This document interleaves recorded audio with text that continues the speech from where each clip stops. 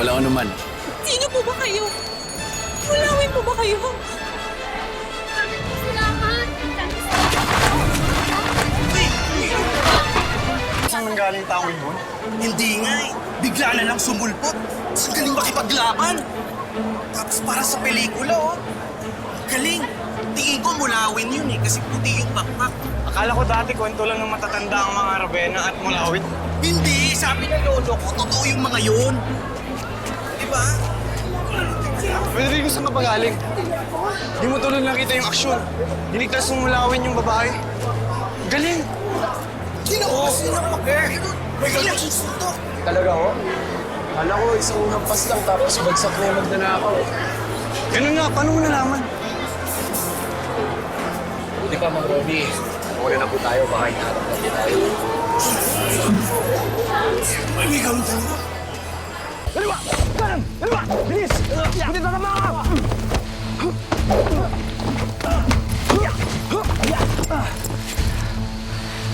Mabilis ka matuto, Almiro.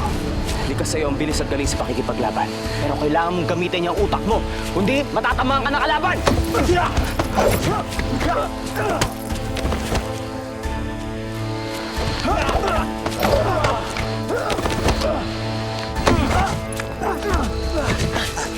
Ay!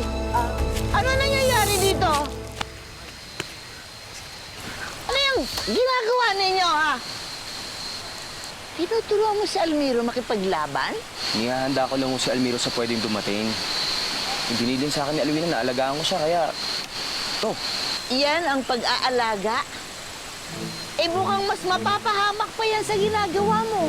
Lola Helo, wala pong kasalanan si Aramis dito. Ako naman na may gusto nito eh. Di ba? Ay, bata ka, alika mo. Buti. Ikaw rin ba? Ha? Yung mulawin na nakamaskara na pinag-uusapan na tumulong doon sa babae sa palengke.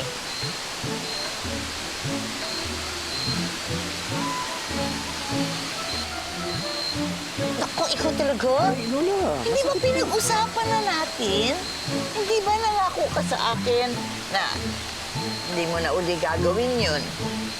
Bakit pa kung kailan ka tumanda at saka mo ko sinusuway? Lola, hindi ko po gustong suwayin kayo. Ayan itong ginagawa mo sa akin. Pag susuway ito, Lola, kailangan niyo po ako intindihin. Kung hindi ko man ito magawa para sa mga mulawin, hindi sana, kahit pa paano magawa ko to para sa mundo kung nasan ako. yung mundo na kahit kailan di ka tinatanggap at wala silang ginawa kundi kutsain ka. Hindi po, Lola. Eh, di ba, minahal niyo po ako. Kung sa ipinamalas niyo sa aking pagmamahal, doon ko nalaman na ang mga tao may likas sila na kabutihan. Karapat dapat silang iligtas. Pero hindi ka karapat-dapat sa mundong ito. Aling Consuelo, hindi natin mapipigilan ang tadhana. At nasa tadhana ni Almiro ang pagiging sugo. Ang tanging magagawa na lang natin ay tulungan natin siya maging handa. Ewan ko sa inyo. Kapag may nangyaring masama dito kay Almiro, ito ang pipingutin ko. Ay, bahala na kayo dyan, pakaalis na.